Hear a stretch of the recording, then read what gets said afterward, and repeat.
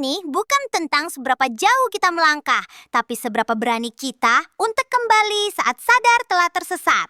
Setiap jiwa punya titik balik, dan terkadang luka batinlah yang menuntun kita pulang ke arah yang benar. Karena di balik nama besar dan sorotan kamera, ada kisah sunyi yang jarang diketahui. Seperti cerita Ivan Gunawan, desainer ternama yang tak hanya dikenal karena karya, tapi kini juga karena kisah kembalinya pada Tuhan. Igun, begitu ia akrab disapa, baru-baru ini bak-bakan soal perjalanan spiritualnya. Dalam podcast bersama Daniel Mananta, 17 Juli 2025, ia mengaku pernah merasa hampa, hilang arah, bahkan menyebut dirinya sendiri cuma Islam KTP. Gue ngerasa kosong, hidup jalan terus, tapi hati gue hampa, ungkapnya. Di tengah kekosongan itu, Edric Chandra, sahabatnya yang beragama Kristen, jadi salah satu sosok penting. Ia bukan cuma teman, tapi pelita di saat Igun gelap. Bahkan, Igun sempat nyaris memeluk agama Kristen karena ajakan baik dari Edric. Dan dulu tuh Edric tuh juga ngebantu gue banget. Dia tuh dulu juga mau masukin gue ke Kristen.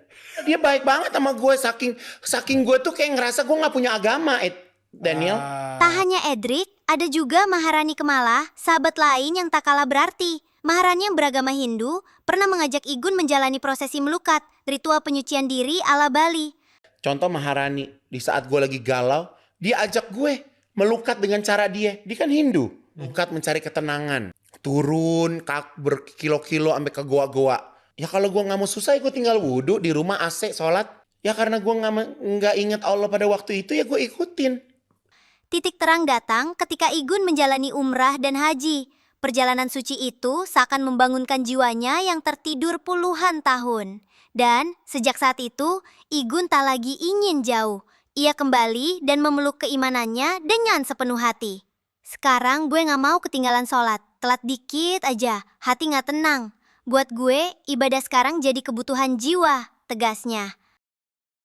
Brother, hidup memang gak selalu terang. Kadang kita harus melewati lembah tergelap dulu, supaya ketika cahaya itu datang, kita benar-benar menghargainya. Cerita Ivan Gunawan ini bukan cuma soal agama, tapi soal pencarian makna, soal keberanian untuk jujur pada diri sendiri, dan soal harapan bahwa tak ada kata terlambat untuk kembali pulang. Karena sejauh apapun kita tersesat, Tuhan selalu lebih dekat dari yang kita kira. Kalau kisah seperti ini menyentuh hatimu, jangan lupa untuk like, komen, dan subscribe ya brother. Karena di Jangka Populer, kami akan terus menghadirkan kisah nyata yang membuka mata dan menyentuh jiwa.